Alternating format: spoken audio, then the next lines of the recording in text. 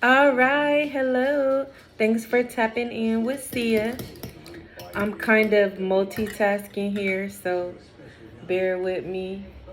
Making some wontons while I speak to you guys. Um, my goal is to do 365 videos, so I'm keeping my word. I'm gonna do 2 videos today.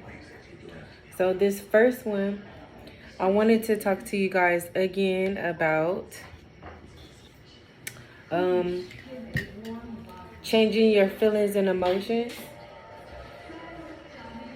because it has a big impact on your behavior.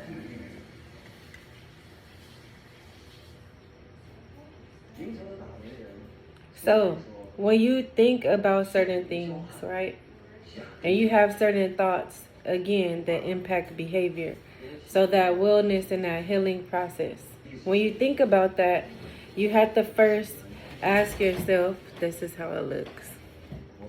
First, ask yourself, what do I think about life? What do I think about love? What do I think about sex? What do I think about the world? How does the world feel about me? So your world view is very important, because this shapes and molds. Peter, you already know better.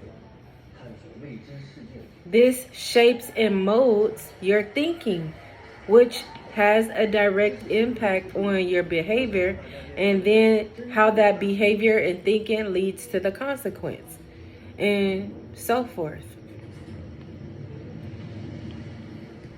So, with that being said, ask yourself these questions. What do you value?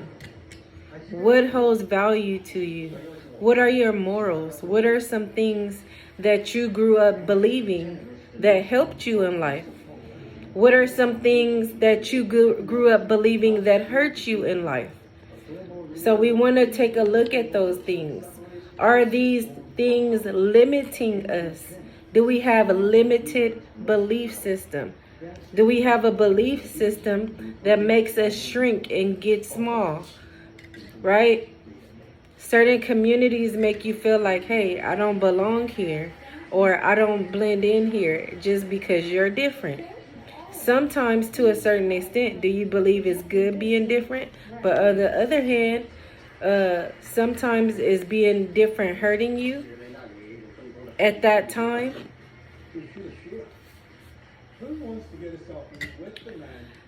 When you have certain beliefs and views and values, sometimes these are things that can be learned, but also too, these are things that have been passed down from generation to generation. So, did your family has a trend of being Christian or Catholic or Buddhist or even an atheist? What does your family believe in spiritually? How were you born feeling about money? Were you born into money? Were you born poor? Did your family get money as you grew up? All of these impact the way you think about money. So yes, your values and morals when it comes to money impacts how you use it and how you spend it. What do you invest in? Do you blow it? Do you spend it on self-care mostly? Are you good with money? Are you good at business? Did you help your family business growing up? All these things have a direct impact on how you feel about money. And I know this is a taboo subject that people don't like talking about, but sex. What do you think about sex? How do you feel? How did you grow up thinking about it? Because every generation has a different view about sex, right? So remember, I'm only sharing information, sharing thoughts, sharing questions that help me reflect on certain things and help me become better as a person, help me feel better, help me heal. And I had to remember there are things that you're going to go through, right? after you analyze your experiences, your beliefs, your values, what does friendship mean to you? Is friendship something you value? Or did you grow up where you had to move a lot and so you don't have relationships from childhood growing up?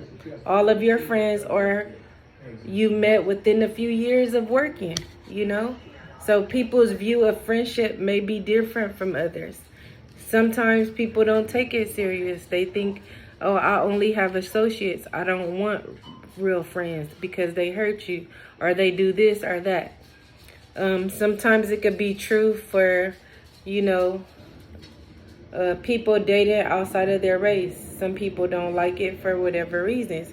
Is this a tradition that's been passed down, that you feel a certain way and behave a certain way towards a certain group of people?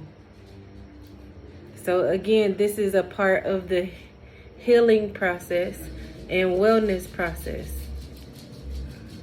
to lead you to happiness. Okay? Are these values, are these morals helping you become the person that you need to be, that you want to be, that you and your higher power decided that you need to be in this lifetime?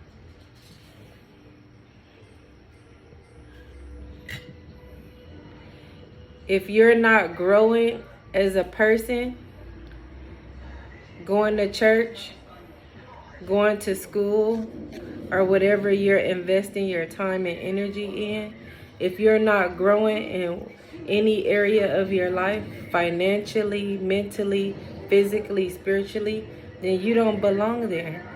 And sometimes relationships come to a halt because one person is stagnant. And the person can be stagnant for various reasons, but I could only speak from experience and knowledge, going to school, working in the field of mental health, addiction, therapy, the beauty industry, just working with people. You learn that the reason why people repeat the same consequence is because they're stagnant. They're dealing with that same hurt and they want to continue to address the hurt instead of moving forward to that grieving process of understanding that this is a loss and it's never going to be the same again.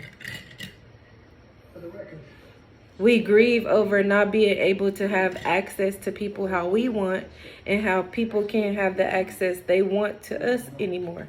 That's grief and loss.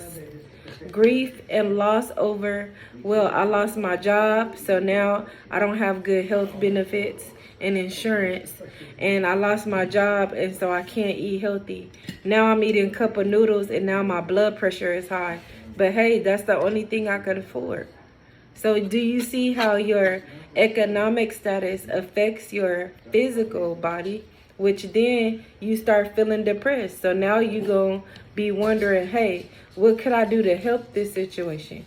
Could I get another job? Could I borrow some money? What could I do at this moment? That's when the solutions kick in. But again, after you go through that process of identifying where the hurt is, you address the hurt, and then you move next to the grief and loss, where it comes with sadness. Okay, grief and loss comes with sadness because again, you can't do the things you used to do or whatever the case may be. Once you understand that some things you can change and some you can't, you gonna end that hurt by cutting it off, removing it, or amend it. Is this something that can be fixed? Okay, if it can be fixed, what could I do about it? If it can't be fixed, I need to move on and let it be how it be. Sometimes you have to let people be who they are. You can't beg them to be somebody that they're not. And with that being said, you got to understand that that person's journey is that person's journey. You're just a part of their journey. You just there on the road, and some people are there from start to finish. Some people are there in the beginning, the middle, and some people are only there for the end. So don't get wrapped up in your beliefs, limiting beliefs and traditions that keep you in certain situations because you're being loyal to the wrong purpose. Okay?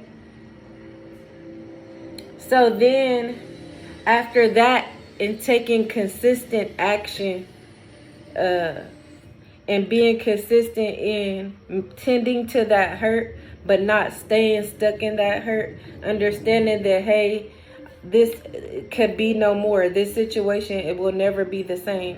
Once you understand that, the healing process moves you towards happiness. And so when you drop those bags, as they say, stop carrying around that baggage, then you could pick up your blessings. And so that blessing could be that domino effect, right? So like I was saying, that you have to tend to everything simultaneously, mentally, physically, spiritually, all around. When you tend to those things, it's like a domino effect. Once you get your health in order, ooh, I feel better physically, that I've been drinking more water. So let me start using the stairs instead of the elevator. Okay, well, now I'm losing weight. Now I'm looking good. Okay, now people giving me compliments. Now I'm smiling more. Now I'm more approachable at work. Now I'm getting a raise. So just by me drinking more water, I've improved myself physically. I've started feeling good about myself, so I'm doing better mentally. Now I got a raise at work. Now I'm doing better financially. And now I'm just giving good energy to people, so I'm doing better spiritually.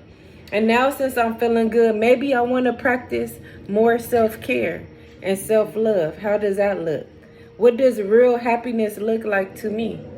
Is it me going to the movies? Is it me learning a new hobby? What do I value? Do I want to learn another language? Do I want to start traveling? What do I need? Do I need to get a passport? Do I need to get a travel agent? What are you doing to show you love yourself and moving closer to your dreams? So what I want you guys to do is do your research on what you value. All right. So like I was saying, make a list of your values, morals, beliefs. Were they different now than growing up? Why did you change them? Just do an inventory on yourself. Are some of these beliefs limiting you from becoming who you want to be? You're not going towards your vision that you have for yourself, for your life, for your family, for your kids? Are some traditions that your family do, like putting a Christmas tree inside the house?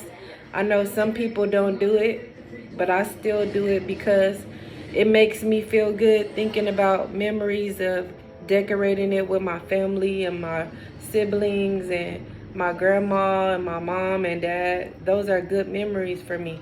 So that's something I continue to do. Does that still doing the same thing even though you don't believe in it? Let's talk about it. Does that still affecting your life in some type of way?